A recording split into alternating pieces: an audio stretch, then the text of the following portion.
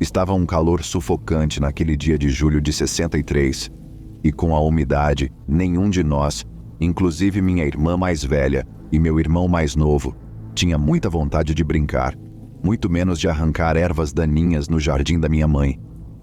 Sua horta de meio hectare, que ela pediu a um dos moradores locais para arar no início de abril, ficava além do balanço, das folhagens e do canteiro de morangos, e se estendia por todo o quintal até os arbustos de framboesa preta e vermelha que marcavam a linha de propriedade entre o nosso lote e o do velho Weber. Ele o usava como curral, ração, tanque e estábulo para seus cavalos. Como morávamos em uma cidade pequena, nossa casa de escola única, uma pedra marrom de 2 andares construída nos anos 30, ainda ensinava do jardim de infância até o ensino médio e usava com frequência os cavalos do velho Weber para o desfile anual do dia do baile, passeios de palheiro no dia de ação de graças, passeios de trenó no Natal e carros alegóricos no dia da independência. Naquele 4 de julho, tive a oportunidade de ajudar em um dos carros alegóricos, colocando várias cores de papel crepom e de tecido na tela de arame que tinha o formato do barco que o General Washington usou para atravessar o Delaware. O prefeito da cidade e alguns dos habitantes locais se fantasiaram e interpretaram Washington e seus soldados continentais. Para uma cidade com cerca de 1.000 habitantes, os desfiles e os almoços da igreja que sempre os acompanhavam eram um evento e tanto, e eram tão regulares e previsíveis quanto a sirene da cidade que tocava exatamente ao meio-dia, todos os dias. Sempre que uma emergência, como uma tempestade ou um tornado, ou um incêndio, ou um evento como um circo aparecia na periferia da cidade, geralmente por volta de junho ou julho, a sirene também tocava. Para nossa consternação e a da cidade, ela ainda não havia tocado anunciando o circo, e já estávamos em meados de julho.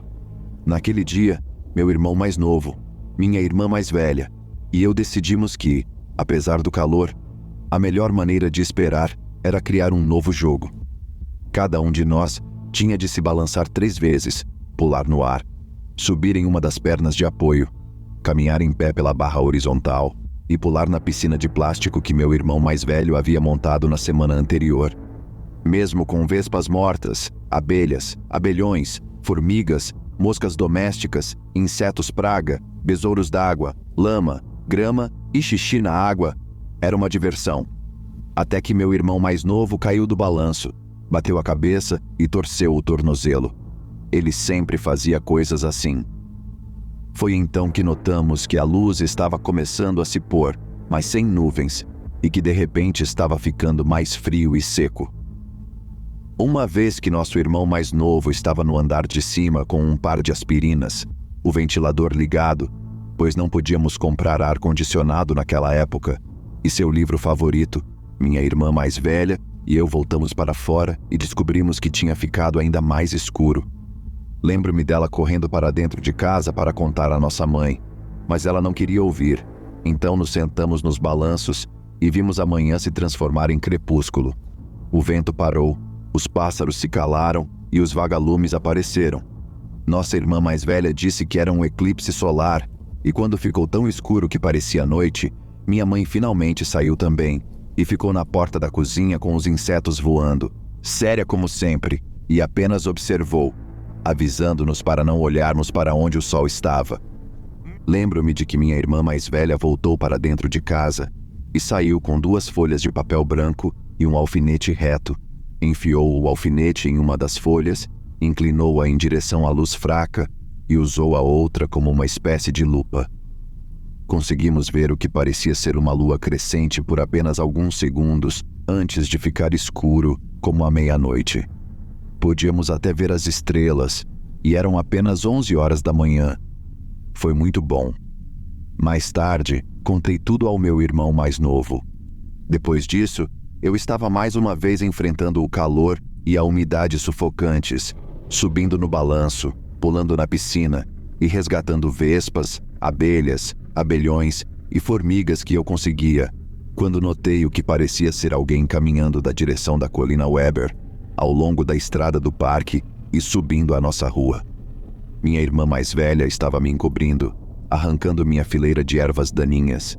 Então ela correu até mim e juntos observamos o que parecia ser uma mulher idosa vestida completamente de preto, atravessar o quintal da frente e ficar bem em frente à nogueira preta e, sem fazer barulho, parar. Pensei que poderia ser uma cigana, sobre a qual os moradores locais falavam de tempos em tempos, com avisos sobre roubos, sequestros, envenenamentos e assassinatos. Mas quando minha irmã se aproximou, ela era mais velha e mais corajosa do que eu naquela época, e perguntou se ela estava bem. A figura se virou e, do fundo de seu traje, disse: "Onde está sua mãe?" Não era tanto uma pergunta, mas um pedido. Lembro-me de seguir minha irmã até a porta dos fundos com a figura escura atrás de mim, nós dois gritando ao mesmo tempo: "Mãe!" Lembro-me de observar a figura escura parada em silêncio na base dos degraus quando minha mãe saiu. Ela olhou longa e atentamente para a mulher, antes de voltar para dentro da casa e, alguns momentos depois, sair, trocar algumas moedas por algo que a velha tinha dentro do chale e, sem fazer barulho, voltar pelo caminho por onde veio, descendo a rua, entrando no parque, descendo a colina do Weber e desaparecendo. Observamos nossa mãe abrir o que parecia ser um pequeno embrulho amarrado com um barbante e começar a desdobrar pedaços e mais pedaços de papel de rascunho, papel de jornal e celofane para revelar nada. Com severidade, ela voltou para dentro de casa sem dizer uma palavra e, apesar do calor, fechou a porta. Minha irmã e eu, no entanto, não podíamos deixar de imaginar o que tudo aquilo significava. O eclipse solar, o circo que não havia chegado, nunca chegou naquele ano, as histórias sobre ciganos, o acidente do meu irmão mais novo no balanço, a senhora idosa completamente vestida de preto. Esse acabou sendo um dos anos mais estranhos de que me lembro, pois não só acabou sendo um dos verões mais quentes já registrados, como também, um mês depois, meu irmão mais novo teve uma apendicite aguda e precisou ir para o hospital. Um dos piores tornados da história de nossa pequena cidade veio e foi embora, destruindo quase metade da cidade. Um dos 3 olmos holandeses gigantes de 100 anos que adornavam nossa propriedade se partiu e esmagou o porão de tempestades e quase todos nós com ele. Uma das árvores de olmo holandês do Sr. Anthony, do outro lado da rua, desabou, esmagando a varanda, parte de seu telhado e o barco dos Van der Haar, que morava ao lado. Ele construiu a casa depois da guerra. Ele morreu de ataque cardíaco alguns meses depois. O velho Weber morreu deixando o terreno para seus parentes, que acabaram vendendo para uma empresa que o transformou em um parque de trailers. Um garoto da minha série na escola se enforcou acidentalmente tentando assustar o pai porque tinha medo de que ele batesse nele por ter um boletim escolar ruim.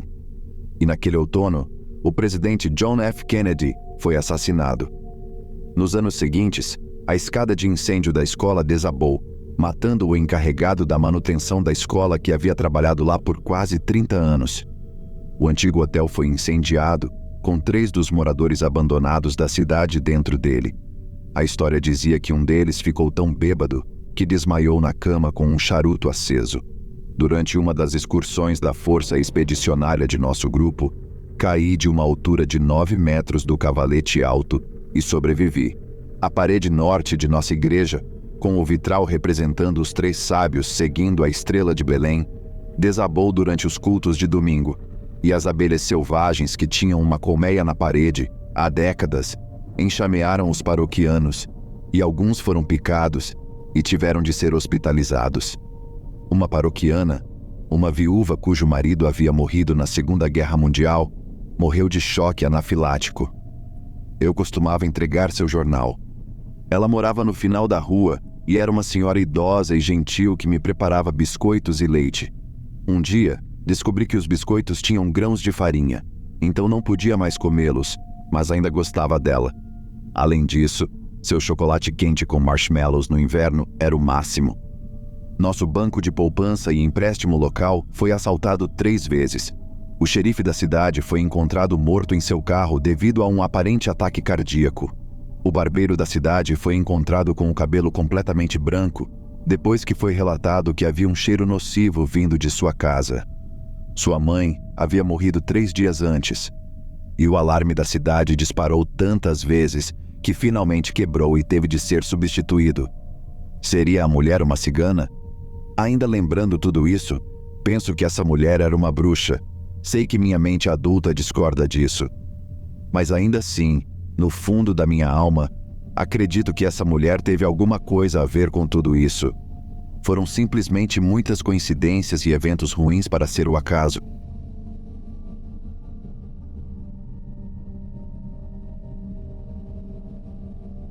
Meu amigo Tony e eu decidimos fazer uma trilha certa vez no início do outono.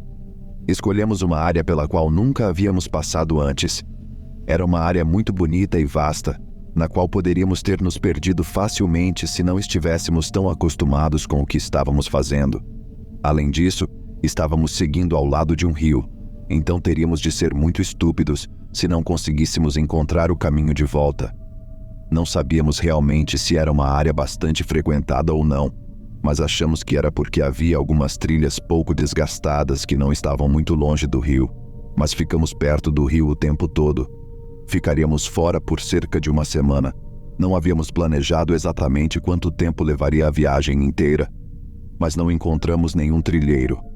No entanto, em uma noite, perto da hora de montar o acampamento para passar a noite, nos deparamos com uma abertura no rio, que parecia um lago bem grande. Decidimos montar nosso acampamento ali para passar a noite. Em um determinado momento, quando o sol estava se pondo, o Tony achou que tinha visto alguns movimentos nas árvores no lado mais distante do rio.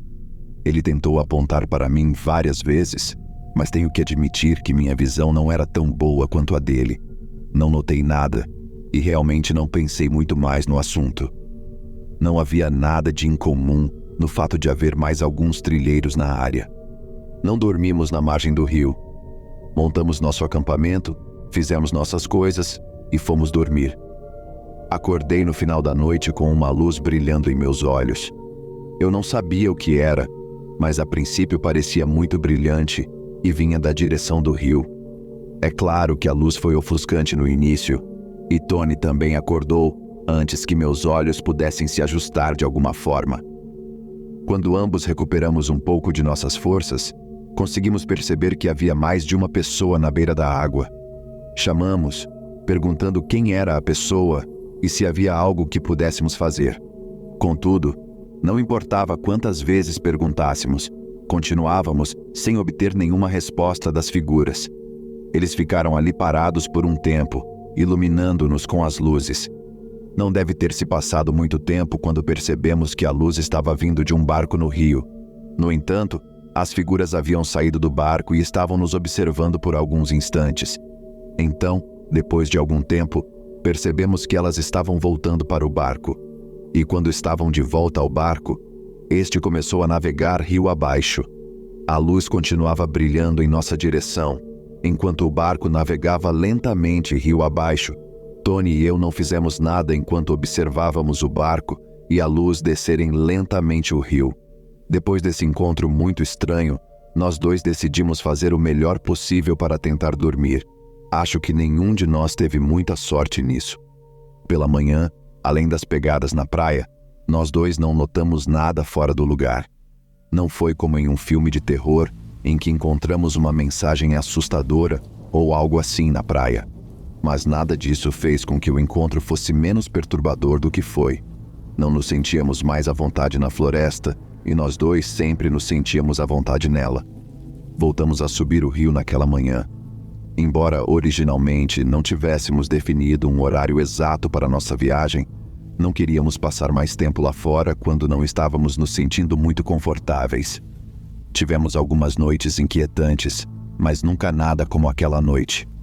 É difícil descrever a sensação de estar frente a frente com um desconhecido no meio do nada, com ele sem responder nada do que você pergunta, somente o iluminando com uma lanterna.